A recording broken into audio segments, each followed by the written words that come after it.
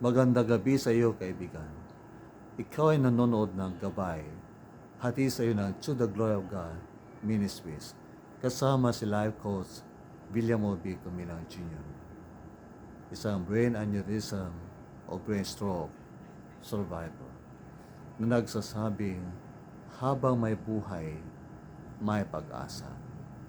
Habang may hininga, may pag-asa. Ang Diyos ay mabuti sa lahat ng panahon. Hinding-hindi niya tayo pababayaan. Ang kanyang salita ay aking ibabahagi sa iyo.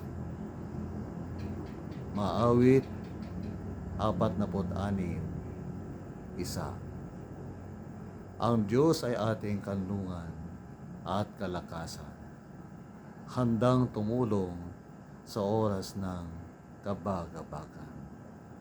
Ang Diyos ay ating kanlungan at kalakasan, laging handang tumulong kapag tayo'y merong pinagdadaanan.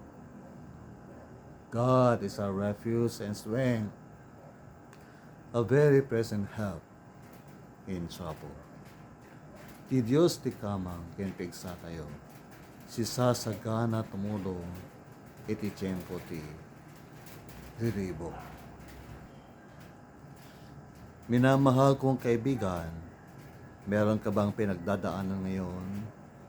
Isang karamdaman, kasawian, kabiguan, kabigatan ng loob, kaguluhan ng pag-iisip, kabalisahan, at iba pang problema. Problema sa pamilya, problema sa relasyon, problema personal, problema sa trabaho, at kahit na anong problema ang iyong pinagdadaanan ngayon. Ang salita ng Diyos ay maasahan. Ang Diyos ay tapat at kanyang tutuparin ang kanyang salita na nagsasabing handa siyang tumulong sa oras ng kabagabagan. Kaibigan, ang dapat mo lang na gawin ay tumakbo sa Diyos. Run to God. Ika'y humingi ng saklolo sa Kanya. Sabihin mo sa Ama sa langit, Ama, Panginoon, hindi ko na kaya ito. Tulungan mo ako. Tulungan mo kami ay.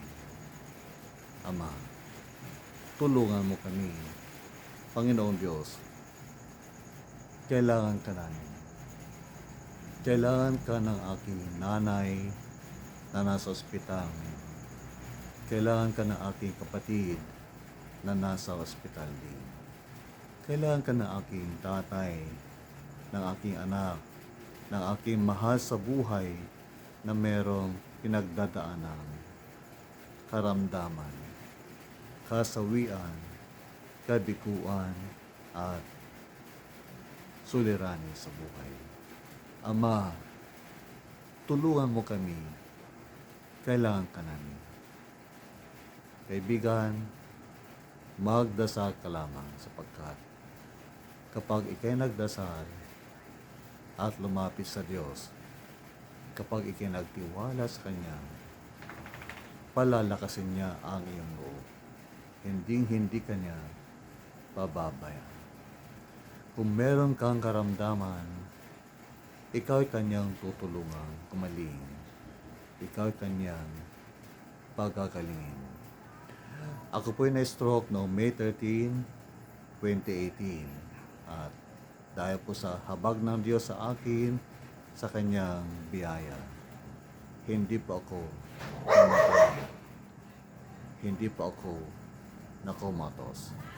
Ako po'y nabuhay na ako po'y maoperahan sa aking ulo.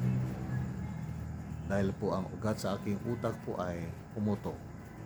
Kaya nga po ang aking ulo po'y inoperahan. At ang bungo sa aking ulo po'y tinanggal at tinago sa aking tiyan para ito ay mapreserba po. Pagkatapos po ng 10 buwan, ang bungo sa aking tiyan po ay ibinalik sa aking ulo. At muli po, ako po ay niligtas ng Diyos mula sa panganib, mula po sa kamatayan. At mula noong 2018 hanggang ngayon, ako po ay pinatnubayan, tinulungan, inalagaan, at kinalingan ng Diyos. Hindi ako kailanman pinabayaan ng ating Ama sa langit sapagkat ako po'y nanalig at nagtiwala sa Kanyang pangako na hindi niya ako bababayaan. At akin pong sinamahan ang aking pananalig sa Kanya, pagtitiwala sa Kanya ng pagsunod sa Kanyang kalooban.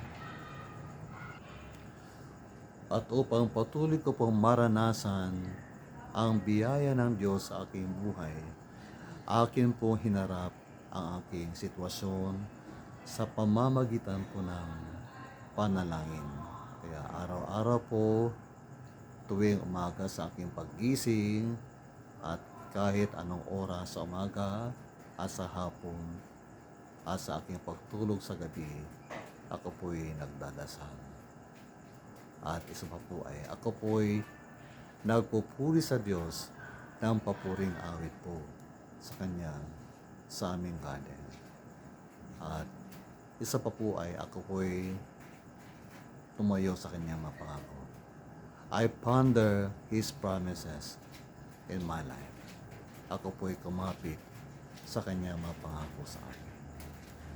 3 P po yun, mga kaibigan. Ang unang P po ay panalangin, prayer. Pangalang P po ay praise, pagpupuri sa Diyos. At pangatlong P po ay pondering God's promises. Yun po ang sekreto ko kung bakit ako po ay nabuhay sa pamamagitan ng biyaya ng Diyos. Araw-araw po ako po ay lumalapit sa Diyos at humihingi ng Kanyang tulong. At ako po ay nananatiling nabubuhay ng matuwid sa Kanyang harapan by His grace po. At sa aking pagkanta po, kinakanta ko po ito. I cast all my cares upon you. I lay all of my problems down at your feet. And anytime I don't know what to do, I will cast all my cares upon you. I cast all my cares upon you. I lay all of my problems down at your feet. And anytime I don't know what to do, I will cast all my cares upon you. I will cast all my cares upon you. Cast all your cares on Him, for He cares for you. He is our peace. He is our peace. Cast all your cares on Him, for He cares for you. For He is our peace. He is our peace. He is our peace. He is our peace. Kaibigan, tayo manalangin. Amang makapangyarihan, ikaw ay mabuti sa lahat ng panahon, mahabagin, tapat sa iyong mga pangako, makapangyarihan, hindi nagbabago, Diyos na mapagbiyaya, noon, kahapon, ngayon, bukas, at magpakailanman. Ikaw ay aking pinupuri at pinasasalamatan. At humihingi ng iyong kapatawaran sa aming mga nagawang pagkakasala at pagkukulang po sa inyo. Kami po, Ama, niyong patawarin sa sandaling ito. Inyo pong pakalinisin ang aming puso at gawin kaming kalugod-lugod sa inyong harapan. Maraming salamat po, Ama. Lahat ng aming pangailangang pisikal, material, at spiritual ay aming pinagkakatiwala po sa inyo. At Ama, ako po'y nagpapakumbaba sa inyong harapan at humihingi ng tulong mula sa iyo sa kaibigan na ito, sa kanyang nanay, tatay, kapatid, anak, at iba pang mahal sa buhay na merong pinagdadaanan ngayon.